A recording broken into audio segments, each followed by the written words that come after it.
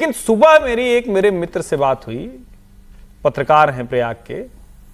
उन्होंने कहा, जानते हैं क्या कहा? उन्होंने कहा कि अरे यार राहुल आए न, हमारे संपादक का बड़ा संकट हो गया। तो हम कहे क्या हो गया?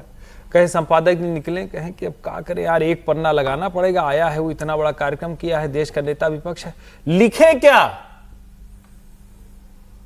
यानी संपादक का धर्म संकट ये था कि अब पूरा पेज तो देना ही पड़ेगा छात्रों की गूंज को, लेकिन हेडलाइन क्या लगाएं? राहुल जी कौन सी ऐसी नई बात कहकर गए, कौन सी ऐसी बात कहकर गए जो जिसको हम कहें कि नहीं ये हेडलाइन हो गई?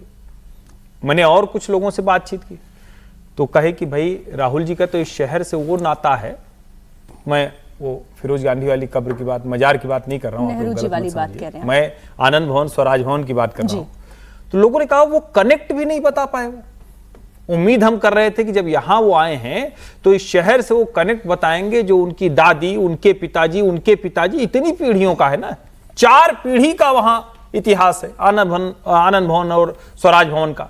हाँ, ये जरूर एक बात दिखी, क्योंकि प्रियंका जी की बिटिया भी गई थी और स्वराज भवन में कुछ समय रही, तो एक मित्र ने और बताया, उन्होंने कहा कि हो सकता है कि अब ट्रस्ट में कुछ परिवर्तन देखने को मिले, क्योंकि सोनिया जी के बाद की पीढ़ी अब स्वराज भवन के ट्रस्ट में शामिल हो जाए।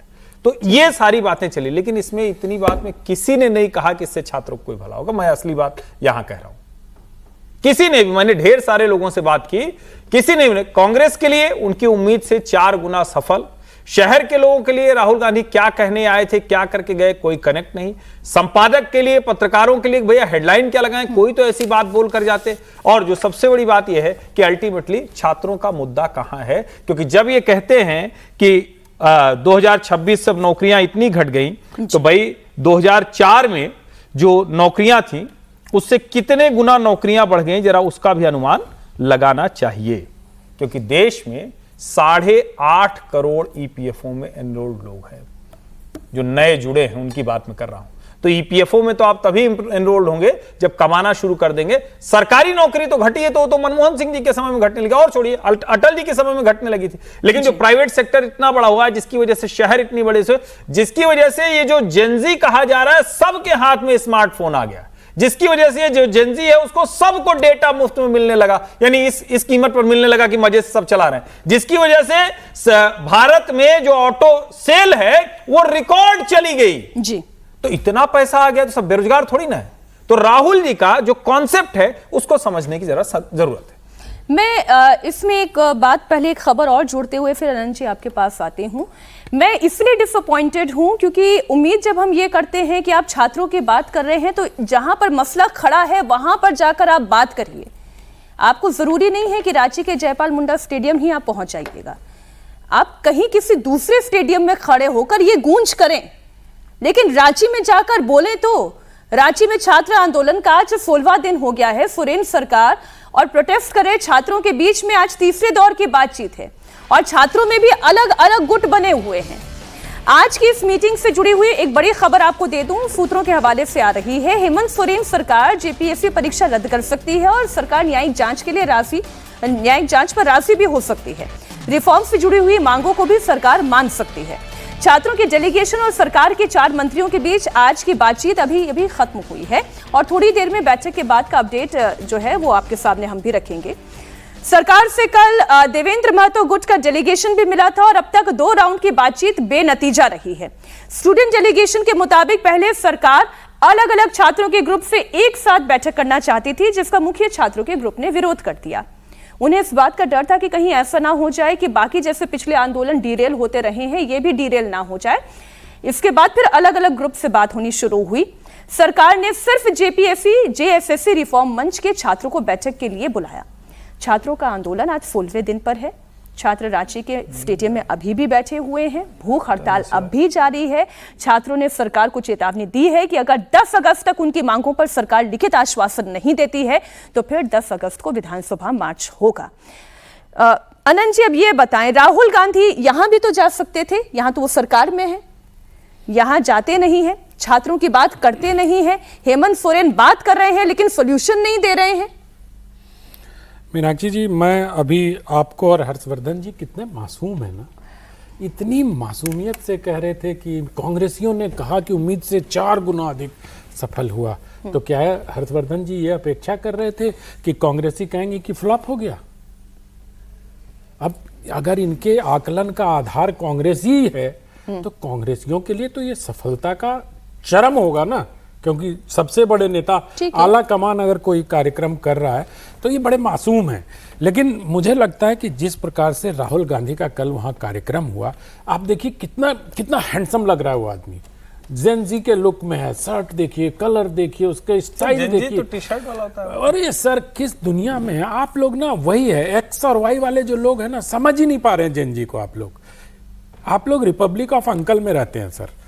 तो मैं दूसरी बात ये कह रहा हूं कि जिस प्रकार से राहुल गांधी का कार्यक्रम, आप इसमें ये सोच रहे हैं कि पन्ना नहीं भरा, ये नहीं हुआ। अरे पन्ना भरने के लिए तो उसके लिए तो संपादक का कौशल भी तो जिम्मेदार है भाई। सब कुछ राहुल गांधी ही करके दे दें कि पेज बना के दे जाएं कि ये लीजिए संपादक जी, इसको पेस्ट कर लीजिए, ऐसा थोड़ी होता है। राहुल जी अपना गए, उन्होंने छात्रों को उत्साहित किया, टाटा बाय बाय बोला।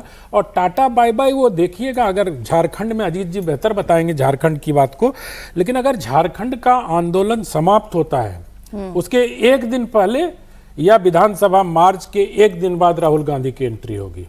और इसकी पूर्व पीठिका तैयार हो गई है, जब एनएसयूआई के छात्रों को बुलाकर हेमंत सरकार बातचीत कर रही है। अरे सब जगह क्या राहुल गांधी ही रहेंगे? उनके संगठन के लोग हैं सर वहाँ, मीनाक्षी जी, उनके संगठन के लोग वहां हैं। अब क्या वो जो कौन एक लड़की है जिस पर स्याही फेंकी गई, मुझे अच्छा नहीं लगा, लेकिन है तो उसी इकोसिस्टम की वो भी ना। लेफ्ट पार्टी और कांग्रेस नेहा बोरा ऐसा की बात कर रहे हैं। लेफ्ट और कांग्रेस में कोई फर्क तो रहा नहीं अब। Left Congress is new left जो राहुल गांधी का। तो मुझे लगता है कि हम इन सब चीजों पर विचार करें और ये देखें कि राहुल जी का इम्पैक्ट कितना बड़ा है। रांची से वो, मतलब रांची जाने की आवश्यकता नहीं है, उनके बिना गए उनकी सरकार एनएसयूआई से बात कर रही है सर। ये इस जगह का कुछ है प्रभाव या नाम का प्रभाव? नहीं, मैं कह रहा हूँ राहुल जी के जाने की जरूरत ही नहीं है सर, वो बड़े मुद्दे देखते हैं सर। जो भी प्रभाव है बहुत सही प्रभाव, वो देश के विजय लगा हुआ है उसका प्रभाव नहीं, मतलब मैं ये कह रहा हूँ वो देश के बड़े मुद्दे देखते हैं सर।